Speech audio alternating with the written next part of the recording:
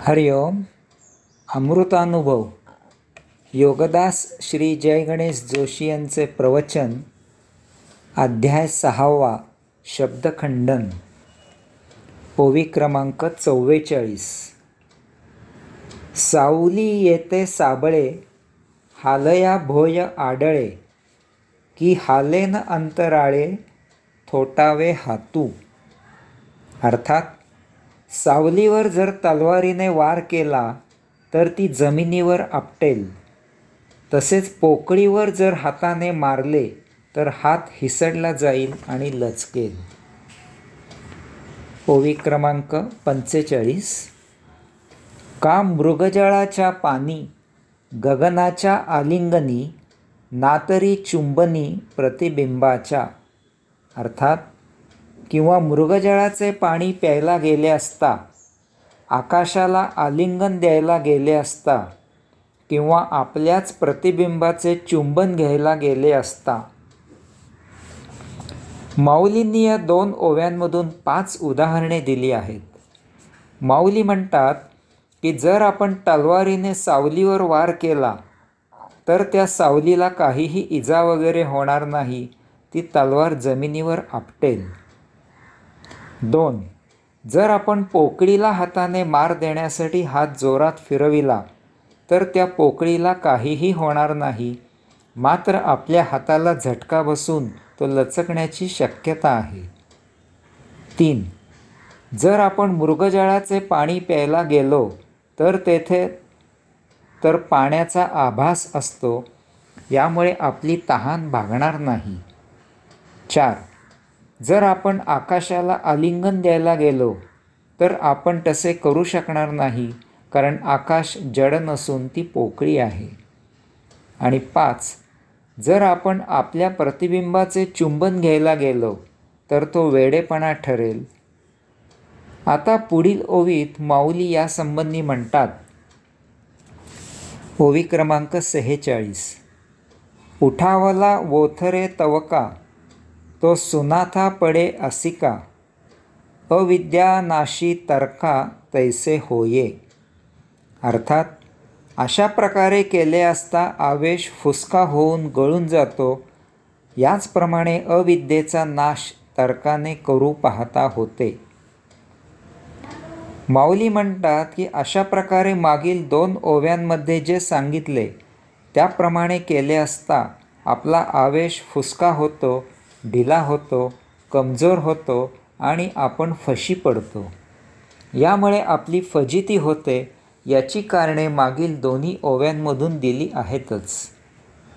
आता याचा आधार घेऊन माऊली सांगतात की याचप्रमाणे जर आपण तर्क करून, शब्द पांडित्य दाखवून अविद्या नष्ट करायचा प्रयत्न केला तर तसे होत नाही.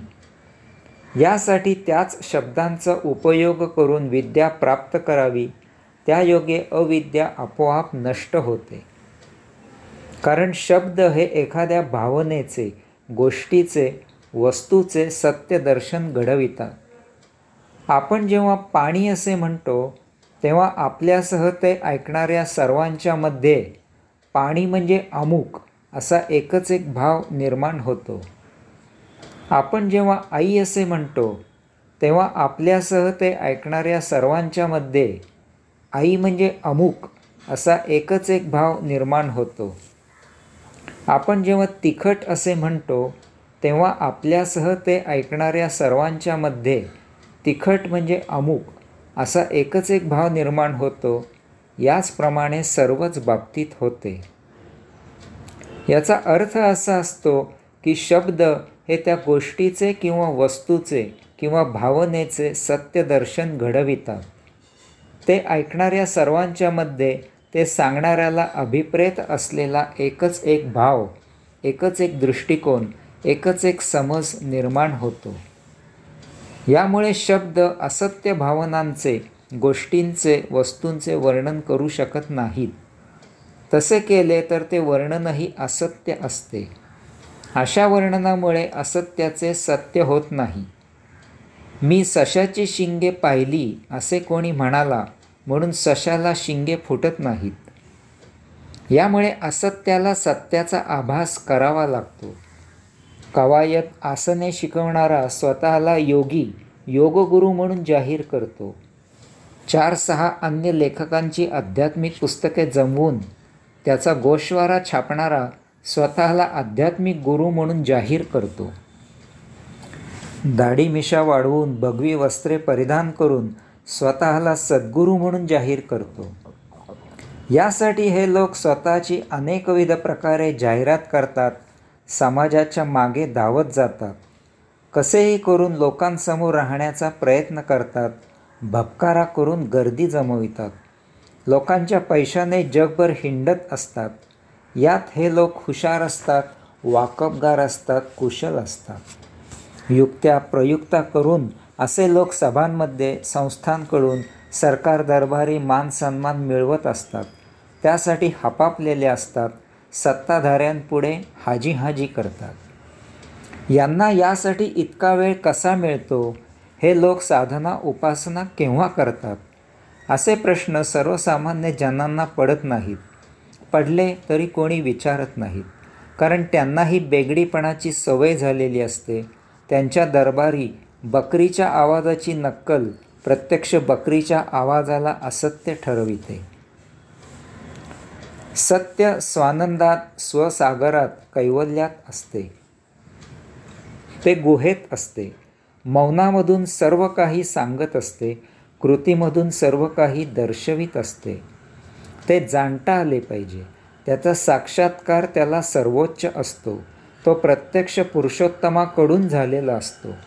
यापुढे इतर सर्व गोष्टी त्याला गौण असतात. त्याच्या सहवासासाठी, सत्संगासाठी इतरांना तेथे जावे लागते. तुकाराम महाराजांनी शिवाजी महाराजांकडून आलेला नजराणा परत पाठविला. विठ्ठलाशी भांडण केले. देवा, अशी चिरीमिरी देऊन मी फशी पडणारा नाही. माऊलींना सांगायचे आहे की जेथे शब्दांचे फुलरे उडत असतात, भपकारा असतो, उदो उदो असतो, मान सन्मान असतो, गर्दीमागे धावणे असते, तेथे सत्य नसते. सत्य अशा गोष्टींपासून दूर असते. सत्याला अशा गोष्टींची गरजही नसते. जेथे असे काही असते त्यापासून सुज्ञांनी दूर राहावे. यासाठीच हे शब्दखंडनाचे प्रयोजन माऊलींनी स्वानुभूतीमधून केले आहे. येथून पुढे काही ओव्यांमधून माऊलींनी वक्रोक्तीचा उपयोग केला आहे. अविद्या, अज्ञान शब्दाने नष्ट होत नाही, कारण ते मुळातच अस्तित्वात नसते. तरीही त्याचा त्रास होतो. यासाठी अविद्येपासून, अज्ञानापासून सुटका होण्यासाठी ज्ञान प्राप्त करावे हे उत्तम, असा माऊलींचा स्पष्ट उपदेश आहे. हे मनावर आणखी घट्ट दृढ ठसविण्यासाठी ते अनेक उदाहरणे देत आहेत. अनेक गोष्टी नैसर्गिक कारणामुळे करणे किंवा न करणे अशक्य असते. याचप्रमाणे अस्तित्वात नसलेली अविद्या, अज्ञान शब्दाने, तर्काने, कल्पनेने नष्ट होत नाही. ही अशक्य कोटीतील बाब आहे. तथापि अस्तित्वात नसलेल्या अविद्येचा भौतिक त्रास होतो हे सत्य आहे. ती आपल्याला आपल्याचपासून, अध्यात्मापासून दूर ठेवते हेही सत्य आहे. उदाहरणार्थ, भूतपिशाच्य असे काहीही प्रत्यक्ष अस्तित्वात असत नाही. तरीही अनेकांच्या मनावर भूतपिशाच्य प्रत्यक्षात आहे असा पगडा असतो. हा निव्वळ गैरसमज असतो. याचप्रमाणे अविद्या, अज्ञान याबद्दल गैरसमज आहेत. खोटेपणा बेदिक्कत खरेपणाचा आभास निर्माण करतो, तेव्हा फार विचित्र अवस्था निर्माण होते. प्रत्यक्ष असलेल्या गोष्टी काहीतरी उपाय करून नष्ट करणे एक वेळ शक्य असते. तथापि काल्पनिक गोष्टी नष्ट करणे कठीण असते. या अशामधून सुटका करायला यामागील सत्य ज्ञान जाणून घेणे हेच श्रेयस्कर असते. हा असा थोडक्यात या सर्वांचा निष्कर्ष आहे. यासाठी माऊलींनी अनेक चपखल उदाहरणे दिली आहेत. त्यांचा मान ठेवून, आदर बाळगून त्याचा आनंद घ्यायचा आहे. हरिओम.